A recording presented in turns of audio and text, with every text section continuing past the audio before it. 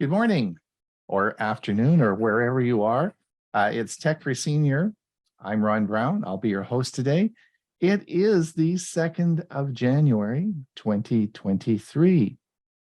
Welcome. If you're over on YouTube watching this, welcome. We do appreciate your enthusiasm and support. If you're watching this as a YouTube short, then just click the link and it'll take you right to the show. Today, we're going to be with you for about an hour, and we have an action-packed show for you today. Lots of good information. We're going to start out with Bob's security. Mike is going to, also Bob is going to talk about a new Avast security feature. Mike's going to talk about batteries in EV cars. Boaxter is going to give you some practical hands-on information that just happened to his hybrid. I'm going to talk a little bit about humor. I thought everyone needed some humor to start the year out with. Hewie's going to give us a Starlink report, and Ray's going to in absentia today because he's shoveling 10 feet of snow and he has no power. So he's listening to the show, but he's not able to participate. So I'll be doing Ray's outro for you, and then we'll have our question and answer, followed by, of course, our premiere event, which is our premiere video. Today, to start the year out with, we are going to start with Dewey's talk last year. He talked on 5G and EV cars. So we'll start out with Dewey's one of Dewey's talks. I'm going to talk about COVID in your smartwatch, why it's important to have a smartwatch, and how that might be able to help you diagnose COVID. So that's a video I did about a year ago. You can watch that. And of course, Ray Boaxter, again in absentia, is going to talk about Plex servers and what he did in his home. That's all on our Premier service. And we will talk to, we'll have that for you at about 1:30. I'll put the link. The link, of course, was put in our newsletter along with the agenda for today, and that will be. And I'll also put it in the notes. Now, speaking of our newsletter, those of you who did subscribe to our newsletter saw the agenda for today. But the YouTube channel that I featured this week was Kevin Stratford. And Kevin is an interesting man. He's a superstar on YouTube. Who is Kevin Stratford? Well, he is a fellow who was a Microsoft administrator. He was what did Kevin do? He was a Microsoft product program manager was his title. And he had an index pension plan, was doing well, living the dream in Seattle. And he gave it all up to be an entrepreneur on YouTube. And in just under probably about 3 or 4 short years, he now is just under 2 million subscribers. We consider you a superstar when you get to 1 million. All the channels that I have talked about in the last 5 weeks, no one has even come close to 2 million subscribers. So Kevin has done it. He produces a number of shows, number of videos weekly, usually around how to use some form of software on your computer. He is excellent, and the fact that he has that many subscribers simply means he's brilliant, and his explanations are clear, and he really understands what he's doing. He's a bright young guy with lots of enthusiasm, and he has a great future. I don't think I could have left Microsoft with an index pension plan, a secure job, and my mortgage getting paid down to start out a business that I had no idea it would be that successful. But he, of course, did, and he's very successful. Now, my advice to you is this: if you want to know something about software, you have a question that you're concerned about, or you don't understand something, when you do a YouTube search, put Kevin Stratford's name in there, because you will typically find a lot of videos, hundreds made by people who don't know what they're talking about, right? And sometimes they're poor quality, but Kevin's are always good. So what you want to do is go right to his videos and pick off those if you're looking for a particular product. I put in the newsletter, you'll see all the links there. we've done a lot of talk over the past couple of weeks about casting from your phone to your TV. Those of you who are watching the newsletter, reading the newsletter, you'll see a lot of the articles I put in there have been around that sort of topic. And as we talk on the show to this today or in the future, I often put news articles about those things that we talk about. So anyway, enough of that. So be sure and sign up to our newsletter if you haven't. Now, I wanted to give everybody, I'll introduce everybody briefly in a minute, but I wanted to give everybody a heads up on what our plan is for 2023. Yes, we will be having a 2023 season. We got together and we are committed for another year. You remember when Hewie and I started this, we thought it would be 3 or 4 months. This is 3 years later, and we're going into 4 years. So yes, we will be here for the next year, unchanged. Everything will all be the same except for a few little minor tweaks. So for the first Monday of each month, Hewie will be taking over as the MC. I will be here probably, but I may or may not be here. And Hewie is going to, of course, take over the role as MC. I see he will, I'm sure, do a good job. He does a lot of other shows. Give him lots of support, and he will be here the first Monday of each month. Nothing will change. It'll all be this. You'll log on. It'll all be exactly the same, except Hewie will be doing what I'm doing now, and that's the first month of the first Monday of each month. I will be taking July off. July will be. This is in part of the reason we're doing this is because I have a big family commitment in July, and I'll be taking July off. So Hewie will be in full swing by then, and we should nothing should change. Hewie and I have decided to continue doing learning Chromebooks, depending on our audience and how many we get each month, but we committed to that for another year.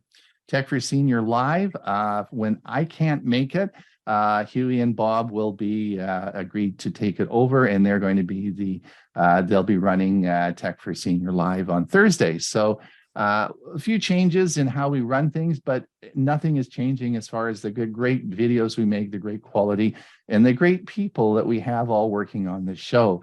So another year, spread the word so we keep our numbers up, and we'll be starting our financial drive next week. I'll tell you all about that next week because, of course, we have to pay the bills, and we'll talk about that. Briefly, I want to quickly go over everybody. Hewie, anything? We got to do this quickly to keep going here. Hewie, any comments or questions? Happy New Year. Just Happy New Year to everybody. Happy New Year. Great. Glad you're here. Yep. Bob, congratulations on your cruise. You'll be away the next 3 weeks. Hopefully I may be visiting, but when I do, it'll be from sea. Yeah, that's right. You're going to do it from sea. We'll be talking to you from the ship. That'll be great. Right.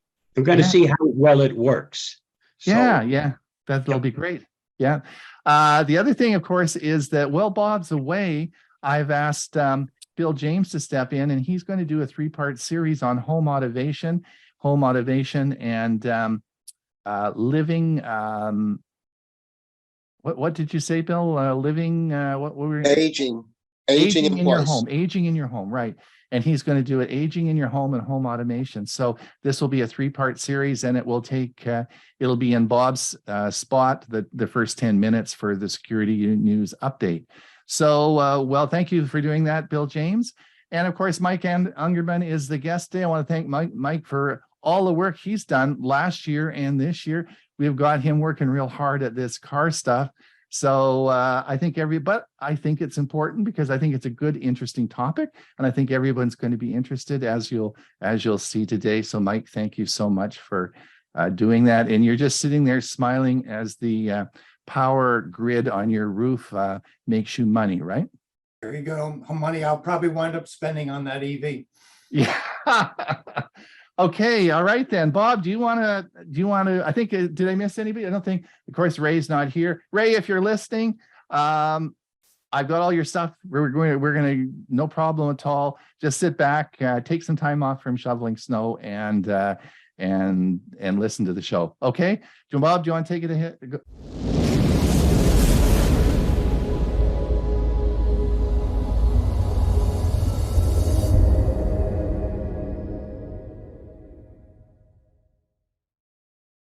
Here is the Avast Security News Roundup for the week ending December 30th, 2022. Facebook to pay $725 million to settle a lawsuit over Cambridge Analytica data leak. Meta Platforms, the parent company of Facebook, Instagram, and WhatsApp, has agreed to pay $725 million to settle a long-running class action lawsuit filed way back in 2018. The legal dispute sprang up in response to revelations that the social media giant allowed third-party apps, such as those used by Cambridge Analytica, to access users' personal information without their consent for political advertising. Read the whole story at the Hacker News.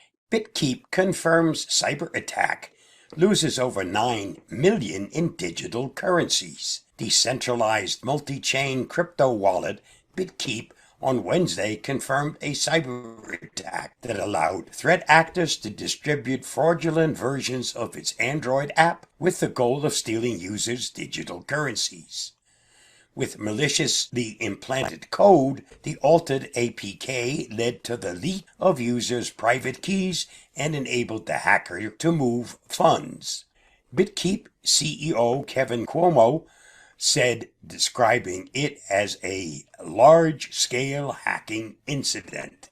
According to blockchain security company ℎ𝕠𝕟 and multi-chain blockchain explorer OKLink, an estimated 9.9 million worth of assets have been plundered so far. Read more at the Hacker News. WhatsApp to stop working on older iPhones and Androids. As of the 31st of December, WhatsApp will only support Androids running operating system 4.1 and newer, iPhones running iOS 12 and newer, and phones running on Linux ℍ𝕖𝕕 2.5.0 and newer. It means that users with smartphones that can't be updated to a required operating system will have to upgrade their devices to keep using WhatsApp. The messaging app, which has over 2 billion active users worldwide, will stop working on 49 phone models it has so far supported. These include iPhone 5 and iPhone 5C models, 7 Samsung Galaxy phones released in 2013 and earlier, and several Huawei, LG, and Sony Xperia phones, among others. Read more at Cyber News. New malvertising campaign via Google Ads targets users searching for popular software. Users searching for popular software are being targeted by a new malvertising campaign that abuses Google Ads to serve Trojanized variants that deploy malware such as Raccoon Stealer and Vidar. The activity makes use of seemingly credible websites with typo-squatting domain names that are surfaced on top of Google search results in the form of malicious ads by hijacking searchers for specific keywords. The ultimate objective of such attacks is to trick unsuspecting users into downloading malevolent programs or potentially unwanted applications. Read the whole story at the Hacker News. TikTok banned on all House-issued mobile devices. Lawmakers and staffers must delete TikTok from any House-issued mobile phone and are prohibited from downloading the popular app on such devices, according to an internal memo obtained by NBC News. The memo, sent Tuesday by Catherine L. Spitzdor, the chief administrative officer of the House, said the ban comes after her office's cybersecurity unit found TikTok to be a high risk to users due to a number of security risks. All lawmakers and staffers were directed to delete the app from their phones. House staff are not allowed to download the TikTok app on any House mobile devices, the memo said. If you have the TikTok app on your House mobile devices, you will be contacted to remove it. Read more at NBC News. Most dangerous ransomware groups of 2022. Over the last year, gangs have dissolved and reformed, but one thing's for certain, they keep coming back.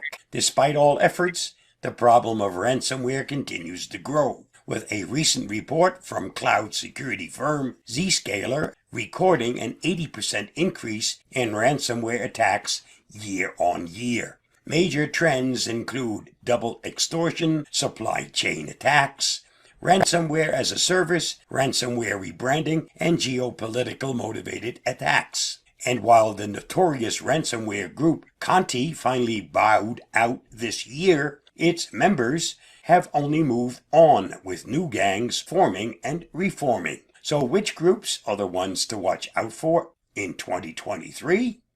Find out by reading the full article at Cyber News.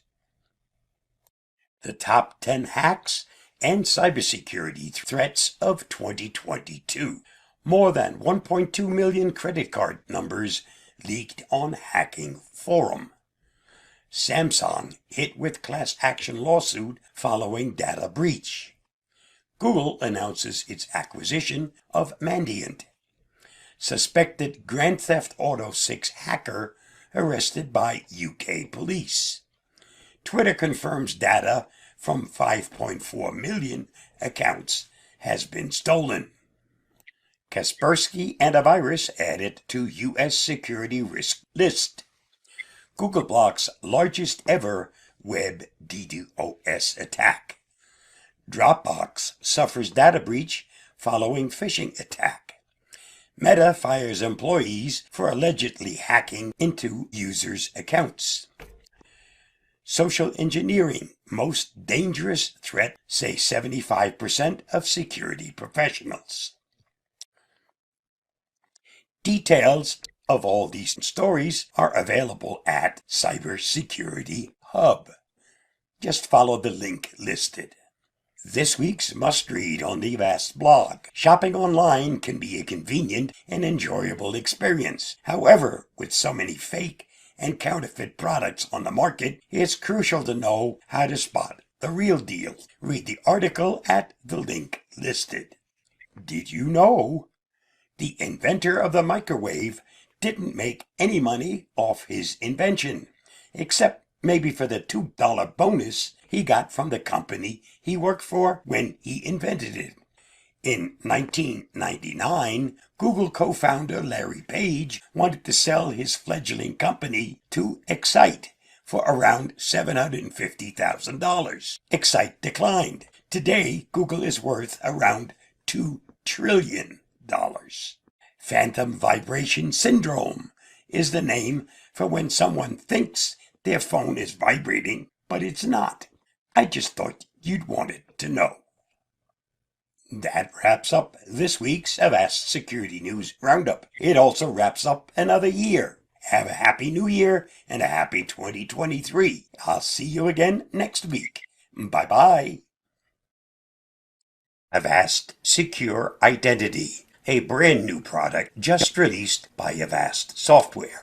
This features identity theft protection, alerts if your info has been leaked, up to $1 million in reimbursement, and 24/7 specialist assistance. Get more information by going to the website. Get help to prevent identity theft or receive assistance if your identity is stolen, and this is just a quick look at the identity protection dashboard.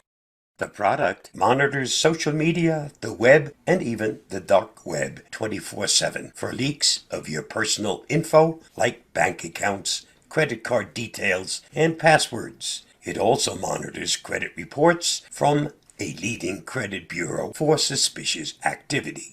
If there is a problem, you can get 24/7 specialist support to help resolve identity theft issues. Help keeping your finances safe with identity theft coverage of up to $1 million to reimburse you for lost wages and stolen funds if your identity is stolen. Realize that identity theft is more common than ever.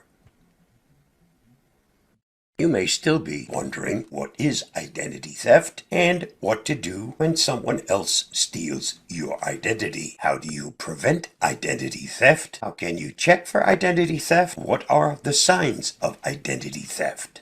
Enhanced Secure Identity is a paid product, and the prices shown are as of the date that I created this video. Prices are always subject to change. Current prices and offers are listed on the Avast website. I've posted a link to that website. I hope this helps. Stay safe, stay secure, and I'll see you again soon. Bye-bye. Thanks. Thanks, Bob. That's good information. We're going to move on now to Mike Ungerman. Mike, do you want me to just start playing your video? Is that okay? And then we'll deal with any questions in the chat, not chat, but the Q&A.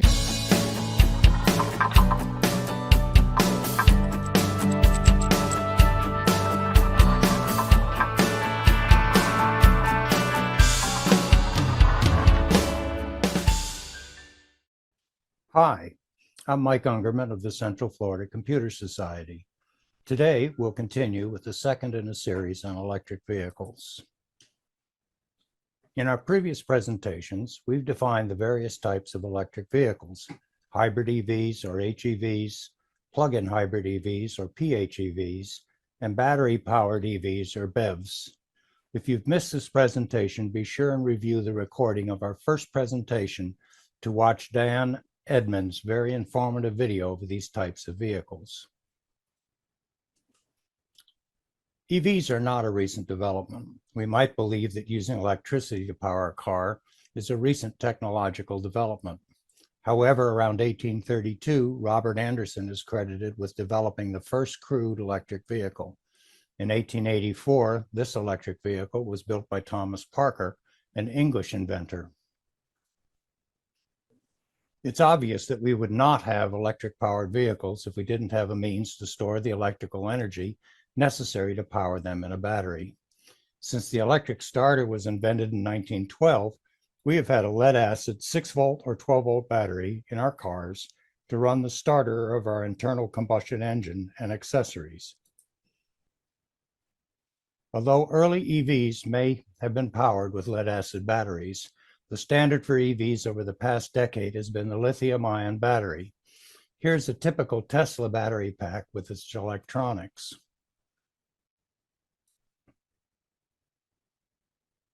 We have a guest lecturer today in that Dr. Billy Wu of the Dyson School of Design Engineering in the Imperial College, London, has authorized us to show his video on battery basics, an introduction to lithium-ion batteries.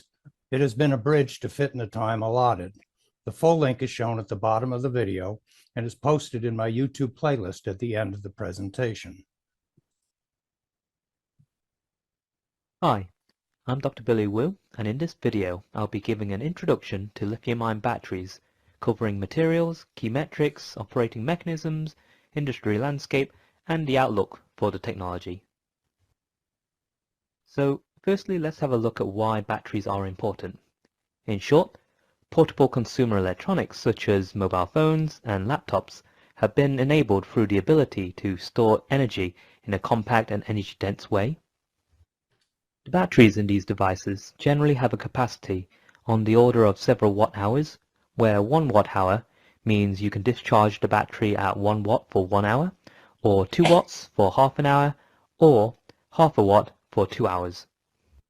Next, there's an increased focus on the decarbonization of transport, where the internal combustion engine is one of the major contributors to global carbon dioxide emissions.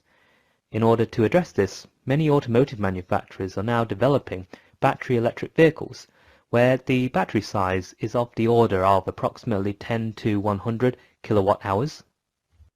Finally, we need to decarbonize the way we generate electricity, which goes into these electric cars. Otherwise, we run the risk of pushing the pollution problem elsewhere in the system. Renewable energy sources, such as wind and solar, are a good solution here. However, these are intermittent, and therefore there's a need for large-scale energy storage technologies to help buffer supply and demand. In this application, the energy storage devices are of the order of several megawatt hours. Now, when we talk about battery technologies, there's actually many different types, which we often characterize by their volumetric and gravimetric energy densities. As a point of reference, Petrol has an approximate energy density of 9,500 watt-hours per litre and 12,800 watt-hours per kilogram. However, the efficiency of the internal combustion engine is generally quite poor. If we assume this to be 25%, then these numbers drop down to approximately 2,400 watt-hours per litre and 3,200 watt-hours per kilogram, which are still high, however starts to capture the whole system considerations. Now, as we mentioned before, there are a range of different battery technologies, with the lead-acid battery being one of the first commercially available ones. This was initially used to power things like milk floats and is still used today as starter batteries in cars. The nickel-cadmium battery offered an improvement to the energy density of lead-acid batteries, which enabled portable electronics. However, this chemistry was plagued by the memory effect, where if a battery is repeatedly charged before all its energy is depleted, it will memorize the decreased life cycle, and the next time you use it, you may notice a significantly shorter operating time. The nickel metal hydride battery again offered improvements in capacity to the nickel-cadmium battery without the need for toxic elements such as cadmium. This technology therefore found its way into some electric vehicles such as earlier versions of the Toyota Prius. However, the real breakthrough in energy storage technology was with the advent of the modern-day lithium-ion battery, which typically consists of a graphite anode and a transition metal oxide cathode. This technology is the one which is powering your mobile phones and electric vehicles.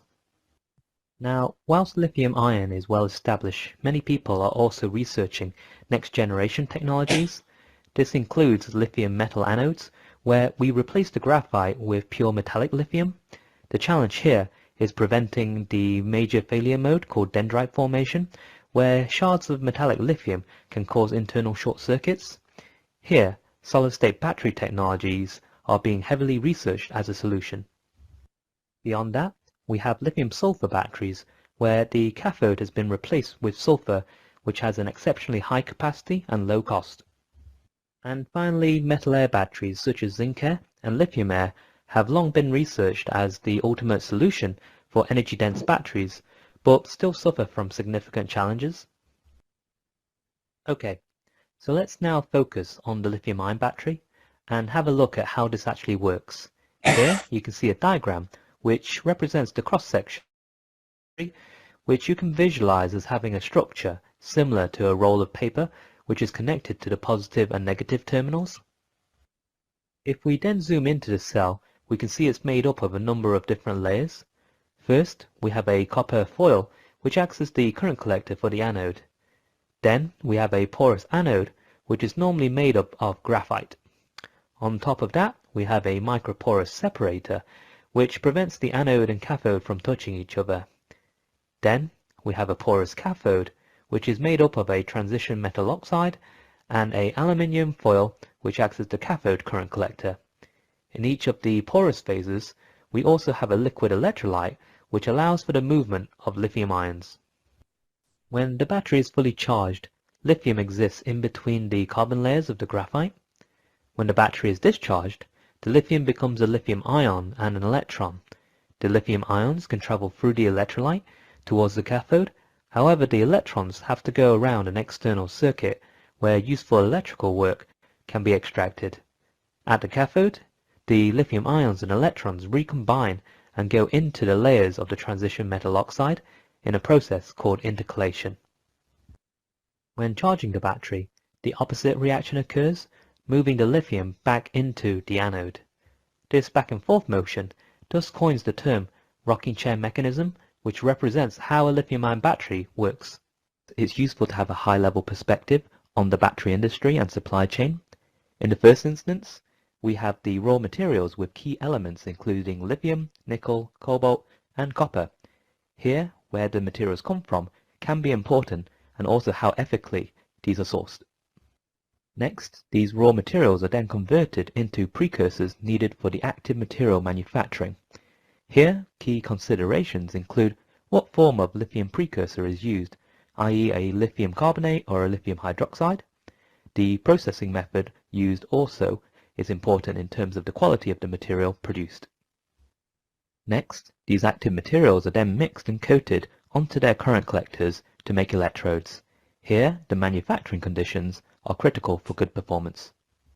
Then, these electrodes are made into cells with different form factors with a resulting formation cycle which can define their future performance.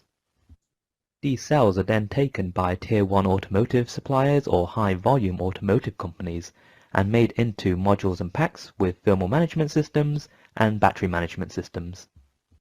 Then these are put into vehicles for the lifetime of their use where the load profile and environmental conditions can define their performance. Then, at the end of life, when a pack has reached 80% of its original capacity, these can either be used in second life applications such as stationary energy storage or be recycled. Now, as we scale up batteries to the millions needed for electric vehicles, we also need to consider how these are made. In the first instance, we take the active materials of choice and then mix these together with conductive carbon additives, a polymeric binder, and a solvent. The ink is then mixed and coated onto current collectors, after which the electrode is dried to remove the solvent and then calendared or compressed to increase the volumetric energy density. These electrodes are then cut and stacked into the cell form factor of choice, and then the electrolyte is introduced with the cell then being sealed. This has to be done in dry room conditions in order to avoid undesirable reactions.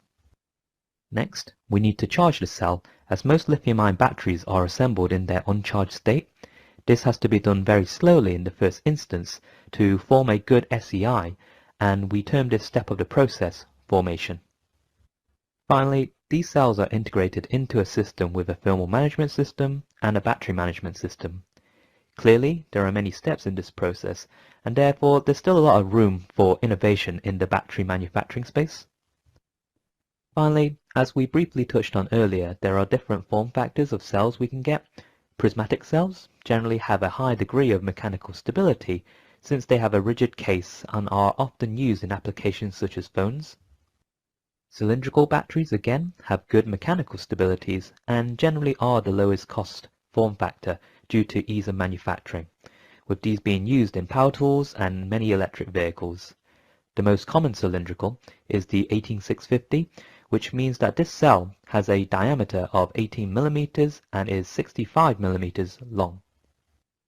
Finally, we have the pouch cell, which in theory has the highest energy density of the different form factors, but has low mechanical stability due to the lack of a rigid case. This is often found in applications such as drones, where the energy density is even more critical. So, we can see that there are many considerations needed to make better batteries. First, we need to make sure we have the right chemistry, and this really is the foundation of performance and cost. Next, we need to optimize its microstructure, which relates to how the particles pack together. This can really define whether a cell has better power or energy characteristics. Cell design also has lots of room for optimization with cylindrical, prismatic, and pouch cells possible options. And finally, we need to take these cells and put them into a battery pack with a thermal management system, battery management system, and enclosures. Thus, overall, this is a multi-length scale problem which needs innovations in fields ranging from material science to mechanical engineering.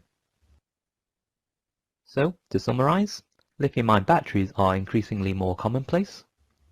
There are many different types of batteries which are defined by their anode and cathode materials. With lithium-ion batteries, they work via a rocking chair mechanism where the lithium moves back and forth between the anode and cathode. The key metrics of interest are cost, energy density, power density, safety, lifetime operating temperature, predictability, and recyclability. The industry landscape for batteries covers many different aspects from mining, chemical processing, electrode manufacturing, cell and pack manufacturing, integration, and recycling. Within the lithium-ion battery space, there is again a variety of different anode and cathode materials, with the most common anode material being graphite, but with a general move to graphite silicon composites and potentially metallic lithium. The most common cathode material is NMC, where the move is towards more nickel-rich chemistries. Key performance metrics include C-rate, capacity, and energy, where we looked at some datasheets and discussed the role of power and energy cells. And finally, we discussed the different form factors, which include cylindrical, prismatic, and pouch cells. So hopefully this video was a useful introduction into lithium-ion batteries, which covered the core principles of how they worked and key considerations. My thanks to Dr. Billy Wu for his comprehensive tutorial on lithium-ion batteries. There's a lot of science and math in his presentation, but for many of us, some basic information we should all understand if there's an EV in our future. In my next presentation, I'll focus on improvements in battery technology beyond lithium-ion. Many improvements are under development now and will be produced in the not too distant future. Some of these technologies are actually now available in EVs that will be sold in 2023 and 24. As I researched YouTube videos supporting battery technology, I added them to a playlist to share with our viewers. This is an active list, including Dr. Wu's unabridged video, and they will update as I discover and add new ones. Feel free to browse them at your leisure. The address is https://bit.ly/EV-batteries. That'll be a shortcut to get to the playlist.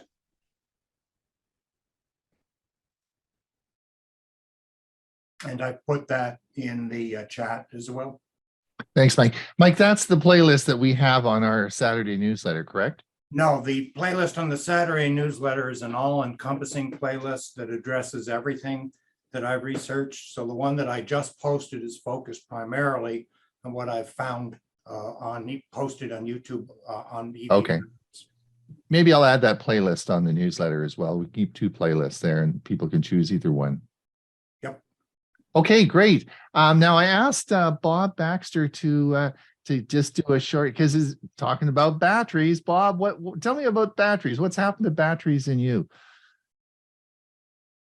So I have a 2010 Prius. It has approximately 125,000 miles on it. About 3 months ago, the service hybrid warning signal lit up. I had a local Chevron station reset the error, and they made it very clear they don't replace these kind of batteries. It's a specialized industry. The error stayed off for about 2 months. I had it reset, only lasted a week or so. I did some research and I found 2 companies, Green Tech and Green Bean. I contacted Green Bean and scheduled a tech to come to my house and replace the hybrid battery in my driveway. Very easy. Let me move this out of the way.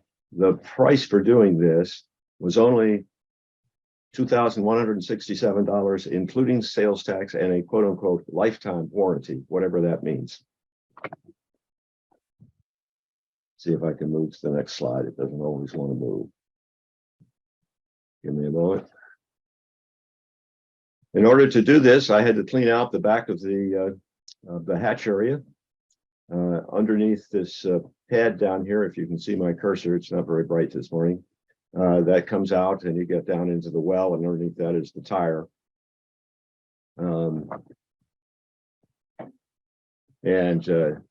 Oops, one part. And this is what it looks like when you get all the way underneath it. The brown structures in the middle are the bottom edge of the seat backs that are folded down, so he has full access to this space to work. And here he is. The one on the left is the one that came out of my vehicle. The one on the right is assembling the brackets across the back of it so that it can fit in. It's a healthy thing. I didn't ask him how much it weighs, but it's a healthy piece of equipment. And there it is. He's got it pushed in there. And there it is in place and bright and shiny.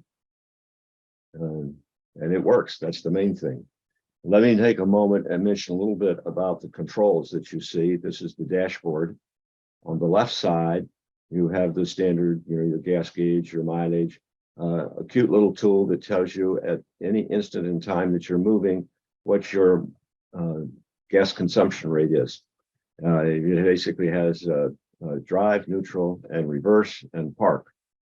On the other side, you see the hybrid system indicator. As you drive, a line will move from left to right. There is a setting that lets you get some extra power. It takes more gas.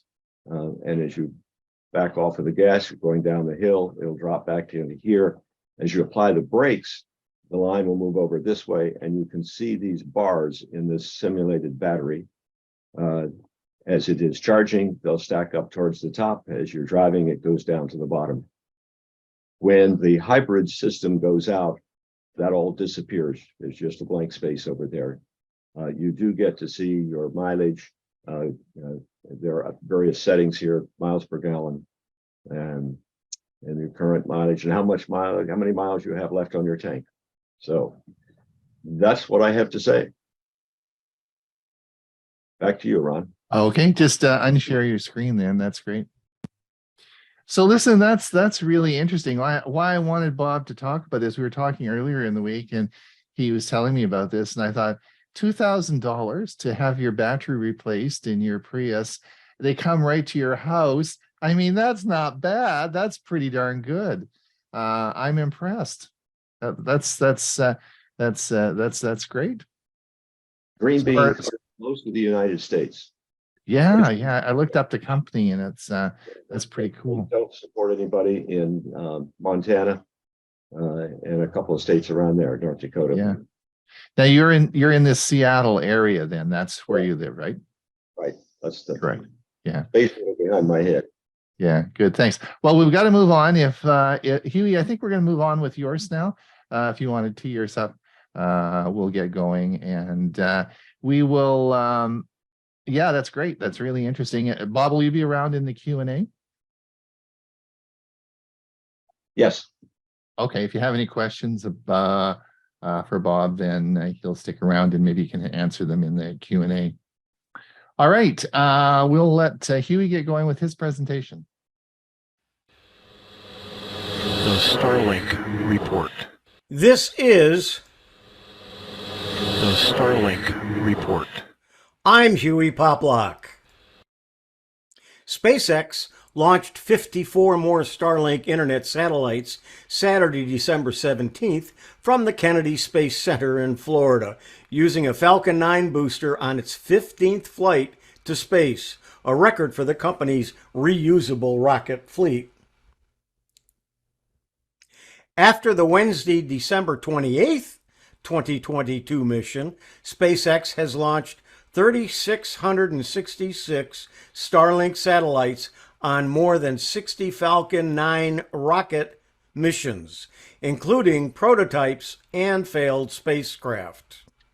The company currently has more than 3,200 functioning Starlink satellites in space, with about 3,000 operational and nearly 200 moving into their operational orbits. SpaceX is more than halfway complete with deploying the initial fleet of 4,400 Starlink internet satellites. The company has approval from the Federal Communication Commission to eventually launch and operate up to 12,000 Starlink spacecraft, and SpaceX has signaled it could aim to fly as many as 42,000 Starlink satellites in orbit. SpaceX is deploying an upgraded, much larger Starlink satellite design sized to launch on the company's huge next-generation Starship rocket. The 54 satellites launched on December 28th were the first spacecraft deployed into a new segment of the Starlink constellation. The Falcon 9 rocket released the 54 satellites for use by SpaceX's second-generation Starlink network, which the company eventually intends to launch on the new Starship mega rocket. These Starlink satellites are similar in size to SpaceX's existing Starlink spacecraft and not the larger Gen 2 satellites destined to fly on the huge new Starship rocket, or even the mini Gen 2 satellites. There were 54 satellites on the Falcon 9 launcher, which were the same number of SpaceX has launched on many recent Starlink missions. The Federal Communication Commission granted SpaceX approval December 1st to launch up to 7,500 of its planned 29,988 spacecraft Starlink Gen 2 constellation.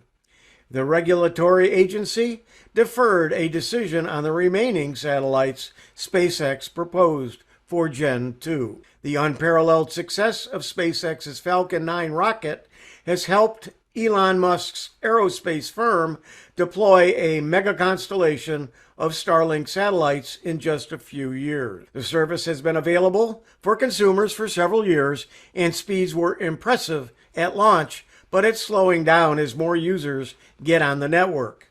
SpaceX's solution was to implement a 1 terabyte data cap. They were supposed to go into effect in December. According to an update on SpaceX's website, the fair use policy will now go into effect February 2023. SpaceX has revealed the official details of its Starlink satellite internet service for aviation, and it promises to deliver speeds of up to 350 megabits per second for each airplane. Delta conducted exploratory tests of Starlink's internet technology for its planes. Hawaiian Airlines also announced that it will start deploying Starlink internet with select aircraft in 2023. Shortly after that, and after launching Starlink for RVs, the Federal Communications Commission authorized the company to provide satellite internet services to vehicles. Even if you have no plans to use Starlink as your home internet provider, you will soon be able to use the service's satellites with your smartphone.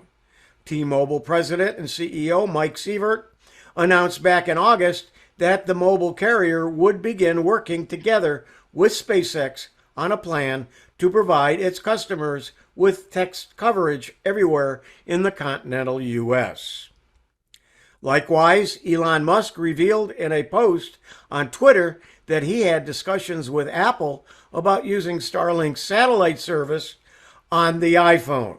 This makes a lot of sense, especially now that the iPhone 14 includes a new emergency SOS via satellite feature.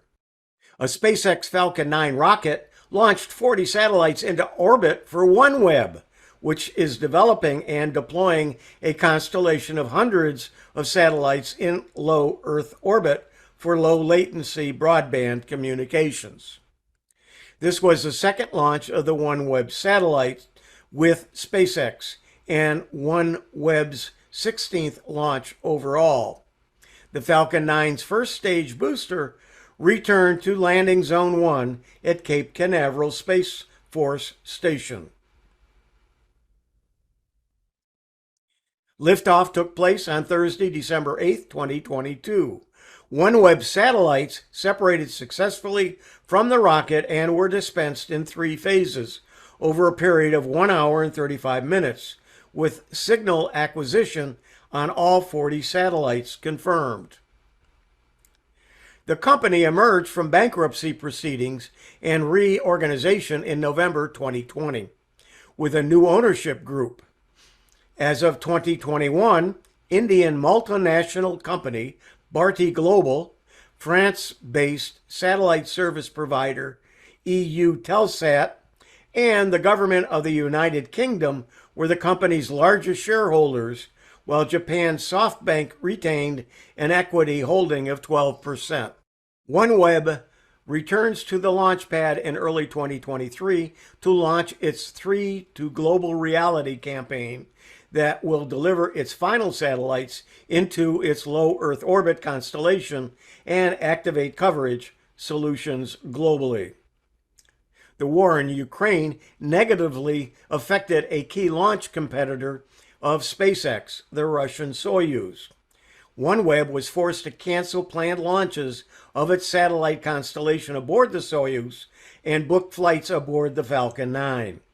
The first OneWeb flight took place, as I said, in December, with more planned for 2023. So what's ahead for Starlink in 2023? Second generation Starlink satellites will soon be flying in large numbers in 2023 and beyond. According to the latest available information, there are 3 variants of the Starlink V2 satellites.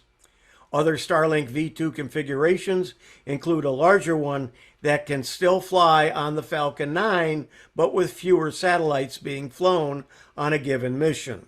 A third configuration is meant exclusively for the Starship flights, and these satellites are expected to start flying once a successful orbital test flight is achieved. And this has been The Starlink Report. I'm Hewie Poplock. There you go. So more to come on Starlink this year. They're going to have a busy schedule, I hear, right? Yep, they expect to be more liftoffs in 2023 than there were in 2022, which was a record year. Wow. Yeah, lots of interesting things happening.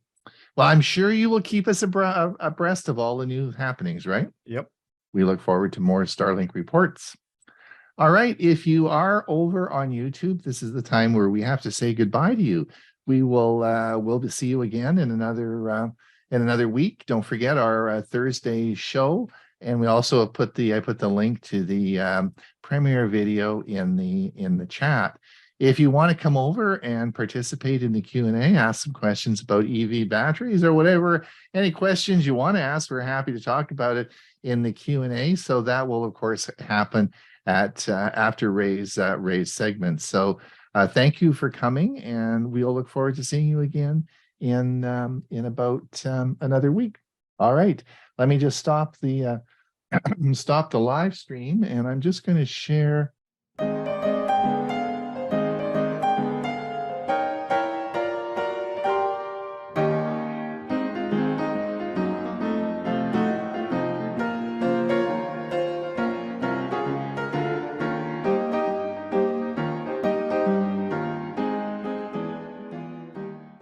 All right, so I'm going to read this this is what Ray would be reading right now. And this is about Irene Cara. Oh, what a feeling to hear her sing. Irene Cara, who rose to fame in large part from the 1980 movie titled Frame, passed away this past November at the relatively young age of 63. The cause of death has yet to be made public. Her Hispanic background, a Puerto Rico dad, and a Cuban mom was prominent in starting her musical career at a young age, singing and dancing on a New York City Spanish language television station. By the early 70s, she was a regular on the PBS show called The Electric Company. Cara was originally cast as a dancer in Fame, but when the producers heard her voice, they expanded her role as Coco Hernandez, where she sang the title song, which was nominated for an Academy Award for Best Original Song. The film itself won Best Original Score. That year, she also earned Grammy Award nominations for Best New Artist and Best Female Pop Vocal Performance. Billboard named her Top New Single Artist, and Cashbox magazine awarded her both Most Promising Female Vocalist and Top Female Vocalist. In 1983, Cara made her mark again by performing the title song for the movie Flashdance. She co-wrote the lyrics to Flashdance, What a Feeling. And later that year, she shared the Academy Award for Best Original Song. The song spent 6 weeks at #1 on the Billboard Hot 100 and topped the charts around the world. The song earned Cara the Grammy Award for Best Female Pop Vocal Performance. The fame was there, but not the fortune. According to court records, Cara had only been paid $183 in royalties by her record label Network Records. A lawsuit to recover the payments due to a law A lawsuit to recover the payments due her ensued, and Irene Cara won a $1.5 million judgment. She was never able to collect any of the proceeds because the defendant corporations filed for bankruptcy. Well, Irene Cara never charted again. Her music continues to live on. Today's clip is from a Solid Gold TV show in 1983 performing Flashdance, What a Feeling. Wow. Wow, Irene Cara. Amazing, eh? Hewie, that was episode 144. Wow. We've been around a few weeks, huh? Yeah, we've got on. Well done. Another great show. Thanks everyone for watching. We'll be entering the Q&A in a second here. I just want to thank everyone again for coming. Don't forget, we have a show on this coming Thursday. And of course, this is taped and will be up on our website, our YouTube channel later today. So if you want to watch it again, for sure, do so. Don't forget, of course, we have we also podcast out our Thursday show, and we'll have a great show for you again next week. We want to wish Bob a great trip for his 3 weeks he's going to be away, and have a great trip to Hawaii. You certainly deserve it, all the hard work you've done. My advice is rest your voice and drink lots of drinks, right? Enjoy your time, but we do look forward to you. I want to see you in a bathing suit around the pool with your cell phone, dialing in and talking to us from the ship. No? All right. And don't forget, this Wednesday is the Sarasota Technology User Group meeting, and right. Sunday is the Wednesday. Oh, this Sunday again? Yeah, because it just happened so fast. Yeah, I know. I'll be there Wednesday. I won't be there on Sunday. All right. When do you actually leave, Bob? When does your plane leave? The ship leaves on the 8th. So when do you fly out? No, we're driving. Oh, you're driving. We're driving. There's 3 of us going. Yeah, plus a bunch of others. So better than flying, I think, right now. Good choice. Good choice. Greg, do you have a question or a comment, or what would you like to say? Yeah, when Bob posts all the photos, we all want to see him in a Speedo.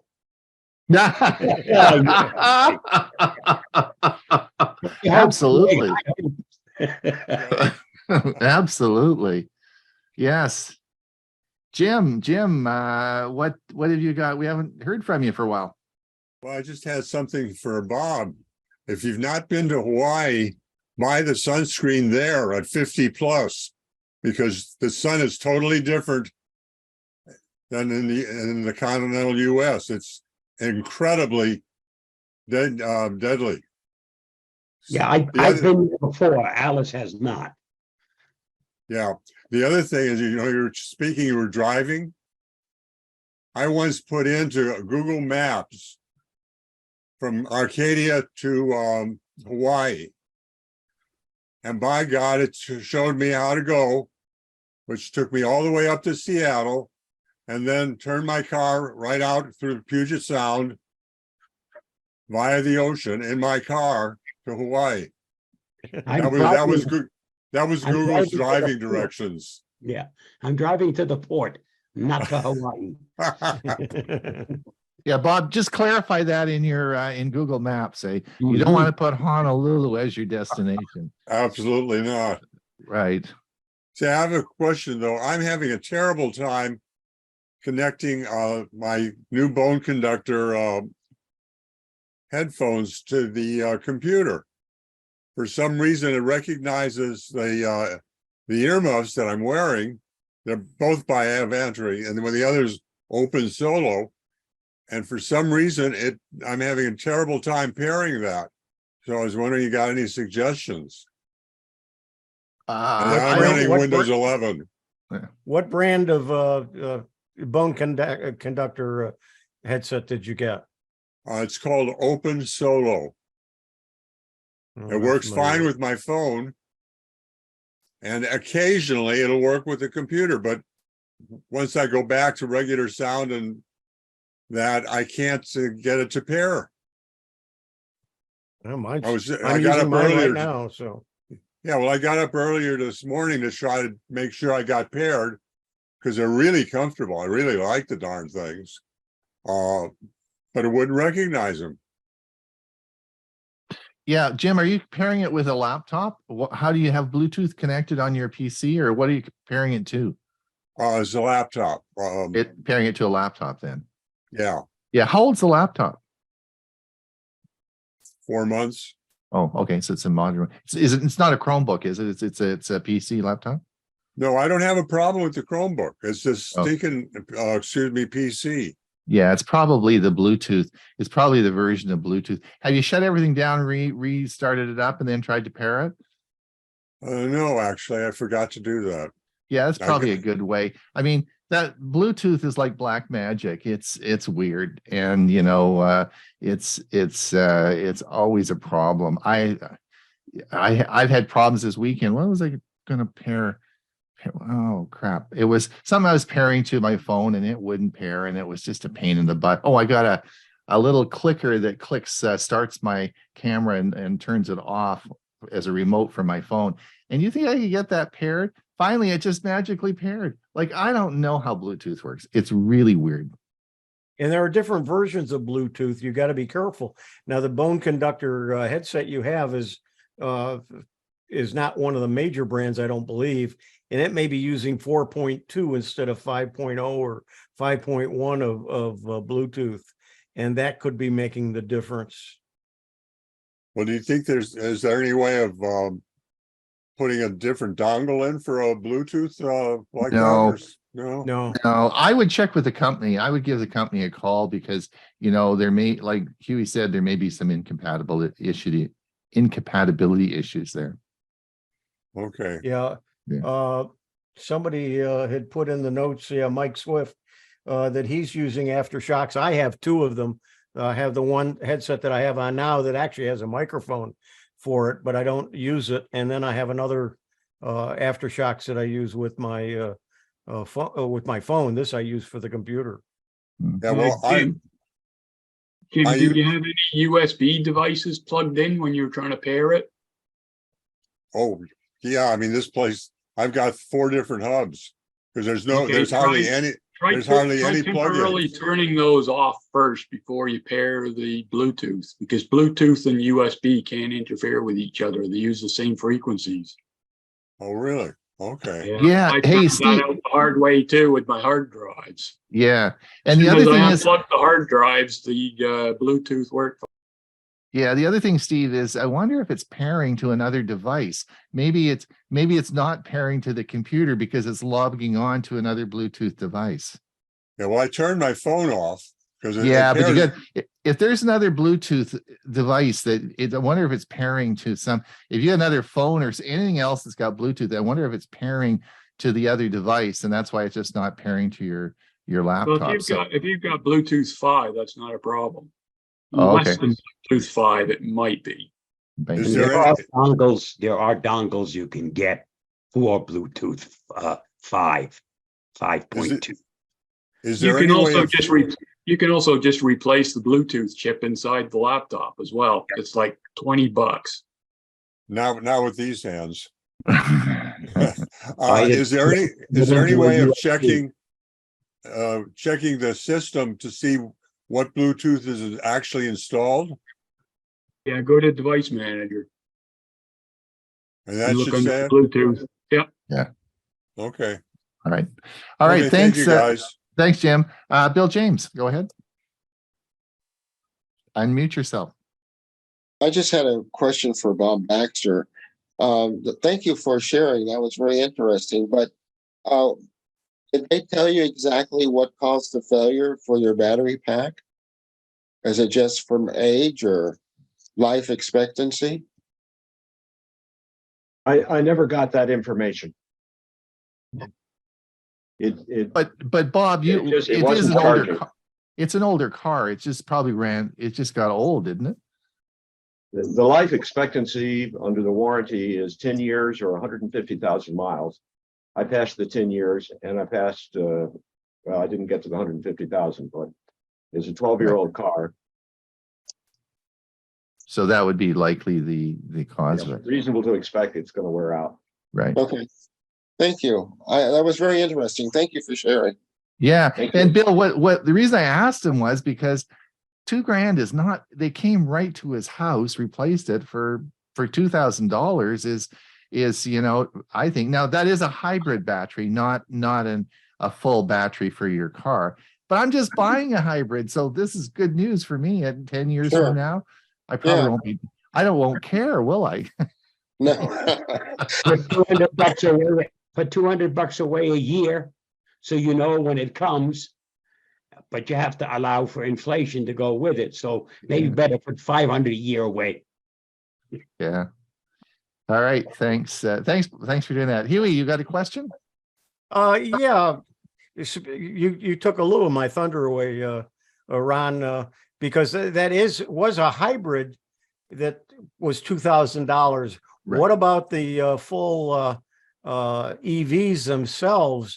I've seen some stories on Facebook about $28,000 to replace the batteries, but there was never any confirmation that that was accurate. I'm just wondering what the cost of replacing the batteries in a full EV is going to be.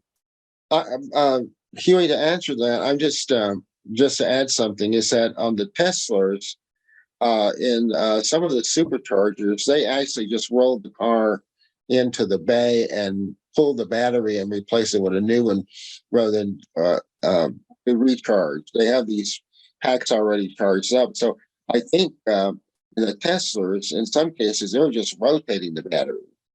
So that may not ever be an issue with those particular cars. It's still a price involved. Pardon? There's still a price involved. Yeah, well, I'm not sure what that is. And I don't know, it's because it's just like, it's just an exchange. Mm-hmm. Now I'm just looking on Green Bean's website, and I'm looking under the different models they do, and I see they're all the models like Nissan. They're doing the Altima, but not the Leaf. So I guess maybe they only do hybrid batteries. Maybe they don't do the full battery replacement. I'm not sure about that. Interesting though. Neil, go ahead. Yeah, I'll continue the battery questions a little bit there. As mentioned already, it's for a hybrid EV that Bob had replaced. And I looked it up as like 65 pounds, which I agree with because Malibus have something like that too. A true EV car is going to be much heavier on the battery and probably requires a forklift to change it. It's not going to be done in your driveway.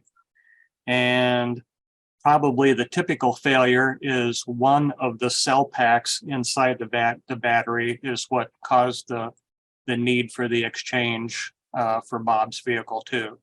They're made up of multiple packs of lower voltage batteries series together. The other thing about that, Neil, is the General Motors products that they have now coming out with EV batteries. I know that for a fact on General Motors, you can replace the cells. So there actually can repair and replace the individual cells that are giving the problem. So that's another possibility as well. Yeah, I think that's going to eventually become more commonplace. Right now for the Bolt, the little subcompact car that had the battery campaign on it, that's a complete exchange. Right. And you unload them off the semi with a forklift and change them out in the car and then crate them back up. And they go back someplace. So they're probably getting rebuilt with whatever changes need to be made inside the battery pack. Carl, go ahead. Yeah, I have a neighbor friend who has a Tesla, and the battery weighs about 3,000 pounds, and it's about $25,000 to replace. And it's warranted for the first 7 years. Right. So that's obviously a factor you have to consider in the price of the car. Indeed, indeed. Greg, did you still have your hand up, or did you have something more you wanted to say? And Bill James, did you have anything more you want to say, or just turn your hand down? And Jim, are you all talked out, or are you? Yeah, I'm leave? done. I'm Okay, done. put your hand down. There we go. Well, I thought I did. I'll try it again. There you go. There you go. How do you put your hand down? There we go. There we go. There's right here. There's a where it's reaction. You raise or lower. Lower your hand. All right. All right. No more questions. Does anyone have anything else that you want to say? Look forward to next week's show.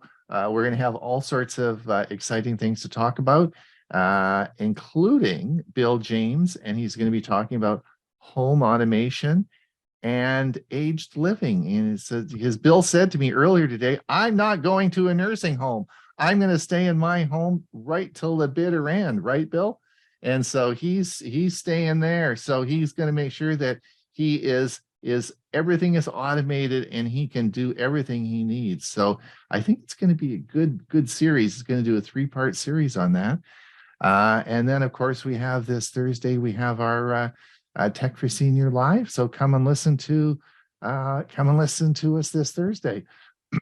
Carl, any final comments?